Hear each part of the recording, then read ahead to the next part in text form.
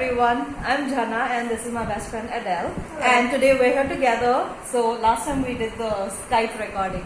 So we're seeing each other after 1 week. It's not that very long. But in the time of COVID, you never know, right? It feels really long. Anyway, so today we're going to be talking about how we can unplug. I know we're recording and we're putting it on YouTube and we want people to watch it. Yes. But the unplugging that we're talking about is mainly from the news media, I think, and maybe a little bit from social media as well.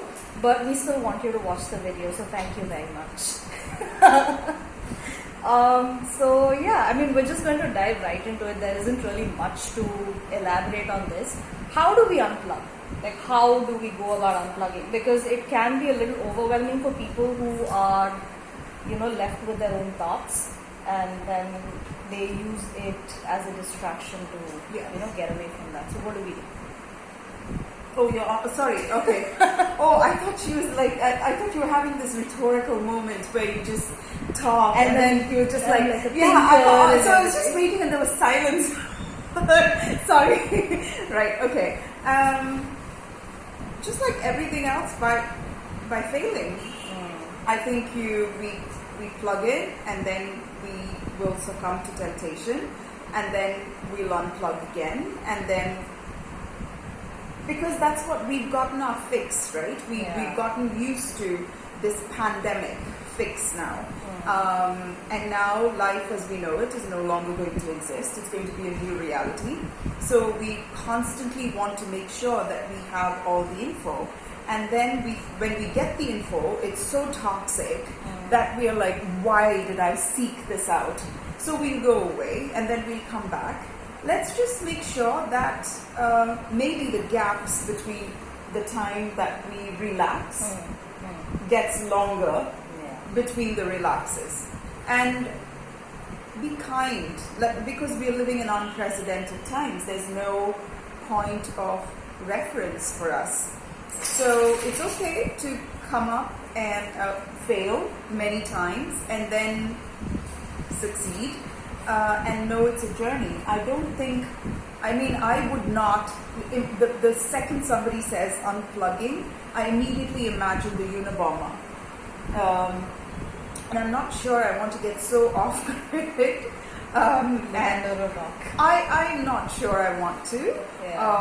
Because what keeps me connected to everybody else also offers me a chance at my own humanity. So I'm not sure I want to be that unplugged, but at the same time, being selectively plugged is also a challenge. Also, don't you think, Jana? Because I want to know only this bit, but then I have to swallow the entire bit of news in order to get that kernel that I'm looking for. So that is my challenge. For me, I think it's the same thing as well, but I also feel in my case, sometimes we're just looking for stimulation because we don't know where else to, what else to do. So you just feel like, okay, let me go scratch this.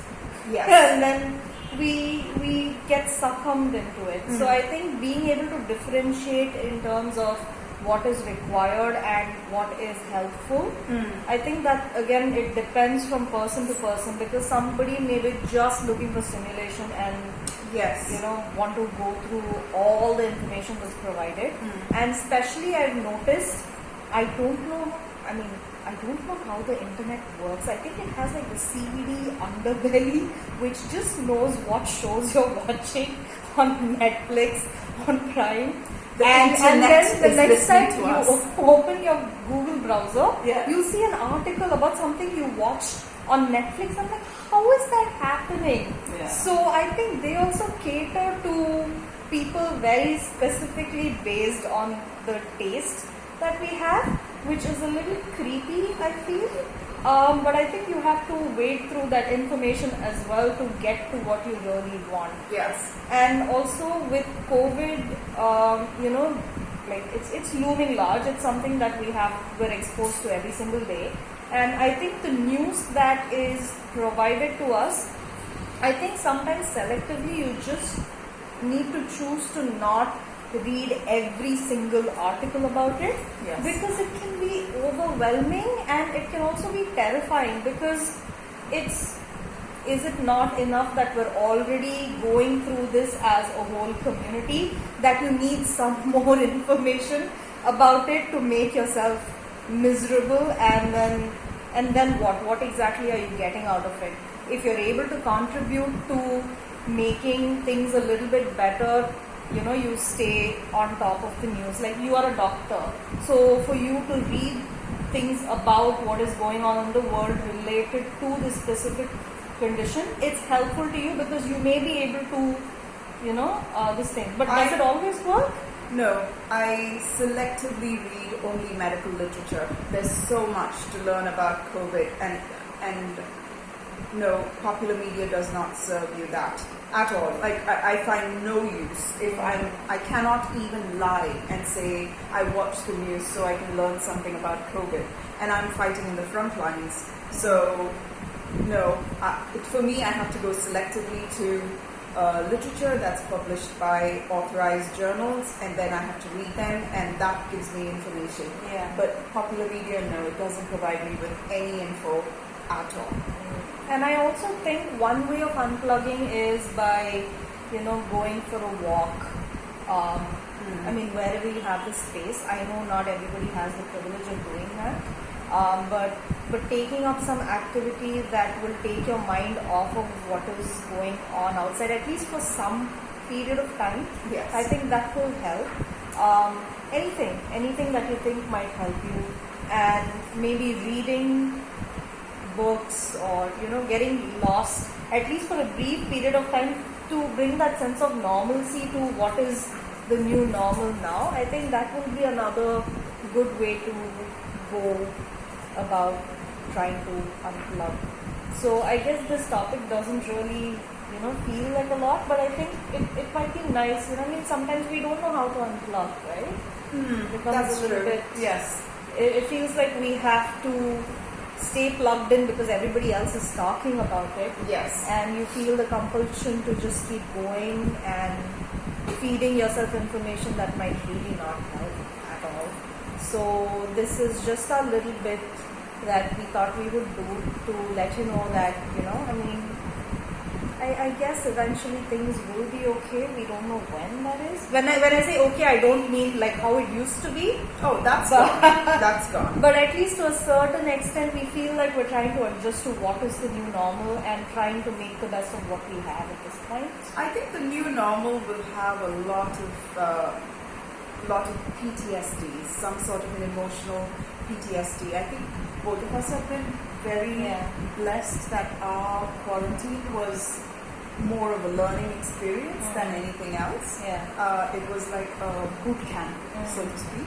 But many people, I think a lot of people I've heard some horrendous stories, and I've read some heartbreaking things about people and how they went through quarantine, and so a lot of people, in order to, I think we wrongly assume that our emotional needs can be satisfied with information.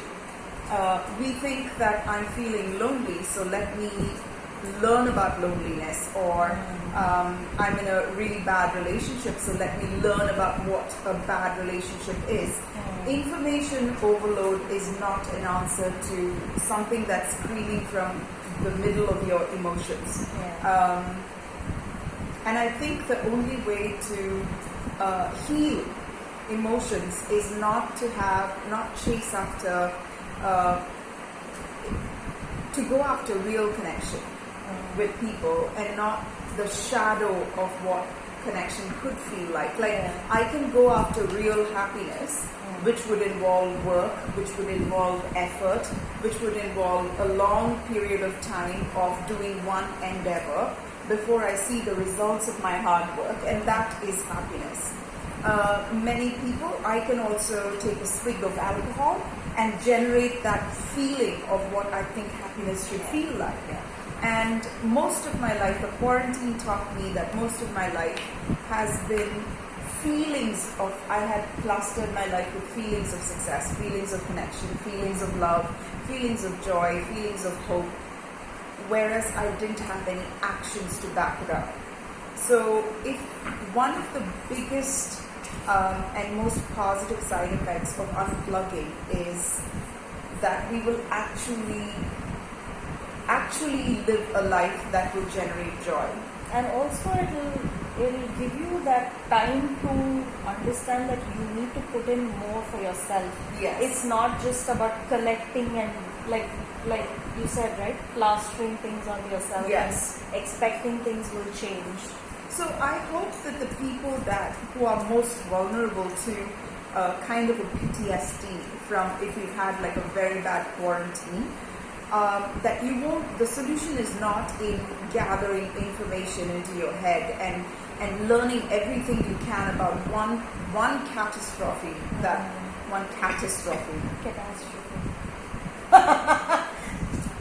Right. So one catastrophe. You know, a couple of days back I was actually reading this word and I kept repeating in my head, how am I supposed to pronounce it? And then I finally had to do it 5 or 6 times before I got the hang of it.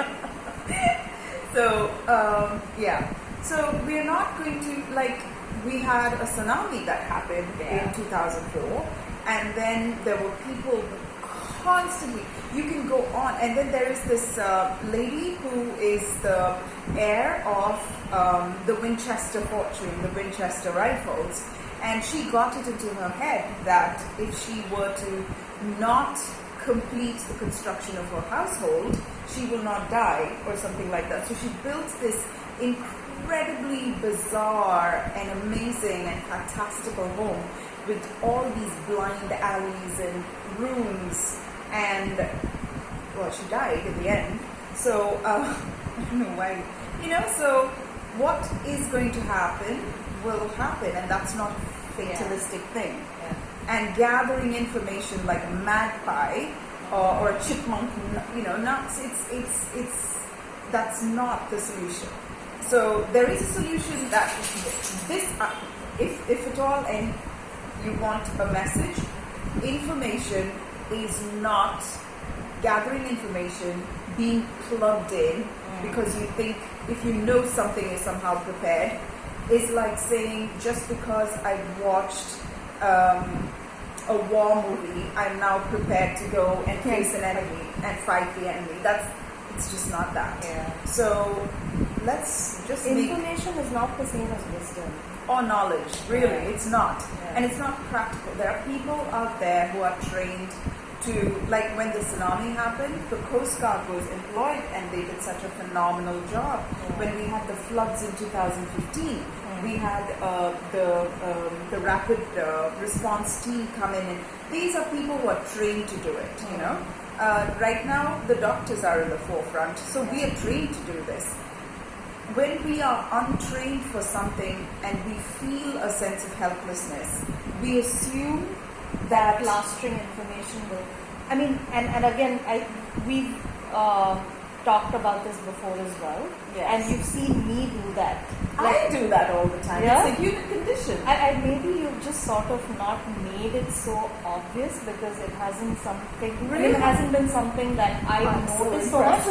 Or maybe I was so busy collecting my own information, I didn't see it happen.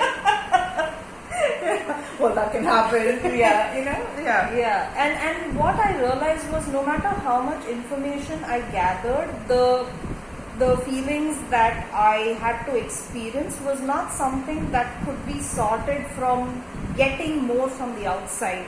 And I realized that no matter how much I gathered from the outside, whatever I had to deal with was something that I had to do on my own, no matter who was around me, no matter what information I was getting from the outside. And there are certain things that you just have to do yourself. Yes. So for that reason, unplugging is extremely important. And we fail. We'll plug back in, and then we'll unplug, and then we'll plug back in. Let's just never give up on trying to unplug. Yeah. I mean, that's just going to happen and not happen. Yes. Yeah. Alright, so thank you for being with us today. And if you have any questions, I don't know beyond this point what questions could be. but We've this has covered made it so everything. clear. Just plug in to watch the video. If you have any questions, please feel free to say hi, write to us, and we will get back to you. And we will see you next week with another topic. And thank you. Bye-bye. Bye.